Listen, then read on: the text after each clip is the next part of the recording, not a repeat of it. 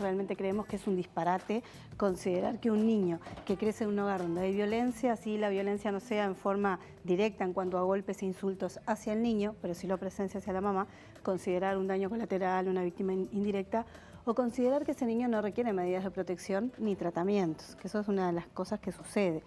Pero yo quisiera recordarte también, fíjate que este año arrancamos con estos 7 femicidios, bueno, hay uno que se está investigando, sí, casi 8, porque hay una mujer que fue atacada de muerte y por suerte sobrevivió, ¿no? Una de los primeros casos. Pero el año pasado asesinaron a 7 niños, sus propios padres, ¿no? Como una forma también de venganza y de lastimar a sus parejas o exparejas, ¿no? Entonces realmente los niños sufren, están en situaciones de alta vulnerabilidad viviendo en hogares donde hay violencia. Y acá uno de los temas que nosotros venimos hace mucho tiempo discutiendo con los jueces y reivindicando es que todo niño que crece en un hogar donde hay violencia por ejemplo del papá hacia la mamá, ese niño tiene que tener medidas restrictivas, no se le pueden dar las visitas libremente con ese padre asumiendo que la violencia es hacia la mamá y que el derecho del padre e hijo queda intacto. Sí, como que el mal esposo o el esposo violento no hace que seas mal padre. Exactamente, y que ese niño crezca viendo cómo su papá degrada permanentemente a su mamá, la insulta, la golpea. En muchos casos hay niños que lamentablemente han presenciado situaciones de violencia sexual, situaciones muy duras que generan un crecimiento en un clima de terror, ¿no? Esos niños están aterrorizados y además están aprendiendo la violencia. O sea, realmente son situaciones extremas que hoy el sistema de justicia no comprende. Y realmente no está poniendo medidas restrictivas y de protección para esos niños. Sí, el caso de Valeria Sosa resulta hasta paradigmático, ¿no? Esos niños que finalmente, primero no son interrogados por la jueza, quedan en manos de sus abuelos paternos, casi como que uno diría es el crimen perfecto, ¿no? El padre asesina a la madre y ¿quién se queda con los niños? Los abuelos paternos. El poder y la decisión la sigue ejerciendo ese varón que asesinó a la mamá y que decidió dónde debían quedar esos niños. Además, en una de las transcripciones de lo que pasó en las audiencias surge que la jueza le pide a los policías que averigüen con el asesino dónde están mejor los niños. Ella dice que bueno, que no sabía toda la circunstancia. Tiene que saberlo. Tiene que saberlo, o sea, está hablando de una negligencia de su parte. O sea, para mí esa sentencia muestra el desconocimiento que tienen muchos funcionarios del Poder Judicial, jueces y juezas especialmente, sobre la dinámica de la violencia, los daños que provoca, el mal funcionamiento del sistema de justicia, esto de que se puedan tomar audiencias telefónicas. El presidente de la Suprema Corte, en vez de ser enérgico y decir que realmente eso es algo que no se va a tolerar, que se tomen audiencias, que se tomen decisiones telefónicas, dice que la Corte ya había prevenido a los jueces que eso era considerado una falta grave.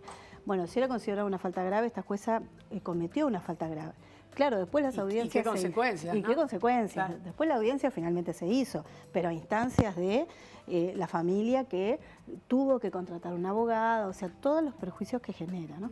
Pero además es una sentencia que demuestra una gran soberbia, ¿no? Una gran soberbia de una jueza que, teniendo un montón de pruebas, teniendo un montón de dictámenes técnicos de peritos especializados que para ello los contrata el Poder Judicial, pero además de profesionales de salud mental de la institución donde los niños se atienden, de sanidad policial, contraviniendo todos esos fallos, ella resuelve mantener su postura. Entonces, bueno, ahí uno queda realmente atónito. Claro, ¿no? Uno dice, no, es un gesto de soberbia o qué, ¿no? ¿Dónde están los límites y la impunidad de los jueces? Claro, ¿no? ¿Quién está por arriba para decir esto está mal?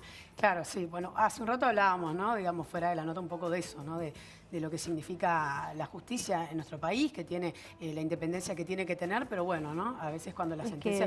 Claro. Es que la independencia de los jueces, que es muy bien, digo, que ellos no se sientan presionados ni por cuestiones políticas, ideológicas, ni por los intereses de las partes. Eso está correctísimo y lo defendemos todos, es la garantía que todos tenemos. Ahora, eso no significa que el juez sea el que sepa todo y que su opinión prevalezca por encima de todo, porque si mañana él está estudiando una mala praxis, él no va a poder determinar si ese médico dio el medicamento adecuado o el tratamiento. No, necesita peritos especializados también con la debida formación e independencia, que lo asesoren y tomar en cuenta eso. Andrea, desde tu lugar, ¿no? Desde la ONG El Paso, ¿cuál es tu noción de los distintos organismos que dan respuesta a situaciones lamentables como esta, ¿no? Estamos hablando del MIDES, del Ministerio del Interior, del INAU. Mira, yo lo primero que te puedo ¿Te parece decir, que funciona bien? Bueno, no, estamos viendo que por lo menos el Poder Judicial no siempre. Yo creo que lo que funciona bien son las personas. Hay muchas personas comprometidas en la policía, en el Poder Judicial, en la Fiscalía, en el MIDES, pero esto no se sostiene con la buena voluntad, el compromiso y la formación de algunas personas. Esto implica políticas públicas de verdad, políticas públicas que tengan los recursos acordes y necesarios.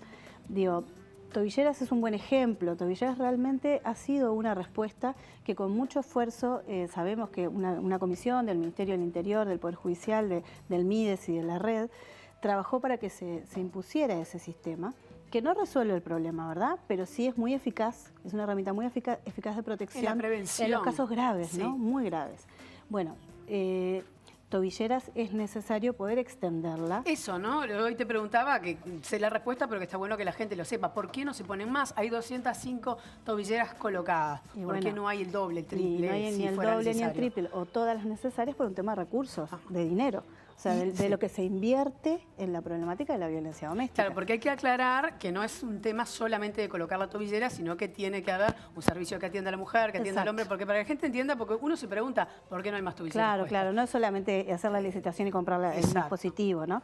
Tenés que tener un sistema policial que monitoree, que es muy bueno y funciona muy bien, realmente. Tenés que tener un equipo de atención especializado para varones, para mujeres, esos son técnicos que hay que instalar, que trabajar, que eso lo lleva adelante el Instituto Nacional de las Mujeres. Y entonces, me parece que acá hay un tema, por ejemplo, a eso quería ir. No hay servicios de atención a niños que sufren situaciones de violencia doméstica o sexual en los diferentes departamentos del país. Pero el CIPIAB trabaja en diferentes El CIPIAB es una articulación de funcionarios y personas que hacen, digamos, la idea es que ellos puedan llevar adelante lo que es la política de intervención y puedan intervenir en una primera fase muy mínima. Pero estamos hablando de que esos chiquilines, por ejemplo, los hijos de Valeria Sosa, van a necesitar un tratamiento especializado. Ellos, la familia con las que ellos estén, de por vida, de muy largo alcance, y no solamente un seguimiento de cada 15 días. Estamos hablando de psicólogos, quizás psiquiatras, trabajadores sociales, que hagan todo un abordaje. Andrea, y todas estas cosas que vos estás nombrando, todo lo que se necesita para que estos niños y todos los demás obviamente puedan seguir una vida más o menos normal, ¿está previsto, por ejemplo, dentro de la ley que se está estudiando, la ley integral que se está estudiando en la Comisión de Constitución y Legislación? Hay muchísimas cosas que están previstas claramente, desde todo lo que tiene que ver con las atenciones y los tratamientos necesarios, desde que, por ejemplo, sea una causal de pérdida de patria potestad si el papá mata a la mamá, entonces que no pase como está sucediendo en Argentina, que los femicidas salen de la cárcel y vuelven a pedir las visitas con sus hijos. Está previsto que se ponga medidas de protección si tú sos un niño que estás creciendo en un lugar donde hay violencia. Hay muchas cuestiones que están previstas y sobre todo ese mecanismo y ese procedimiento en donde un solo juez va a mirar toda la situación, la penal, pero también la civil, la de protección, la pensión alimenticia, y va a tener un equipo de profesionales muy formados y capacitados. Y que además esos jueces van a estar especializados, ¿no?, para trabajar estos temas, que ese es un gran problema también del sistema, ¿no? La falta de especialización y el gran desconocimiento. O sea, mucha gente cree que por tener un título de abogado, o por haberse recibido de juez, o por haberse recibido de psicólogo, de psiquiatra, sabe intervenir en estos temas. Y eso realmente es una gran negligencia. Y ahí tenemos un debe en la Universidad de la República, que no está formando a sus profesionales en este tema, ni en sus carreras de grado, ni en las de posgrado.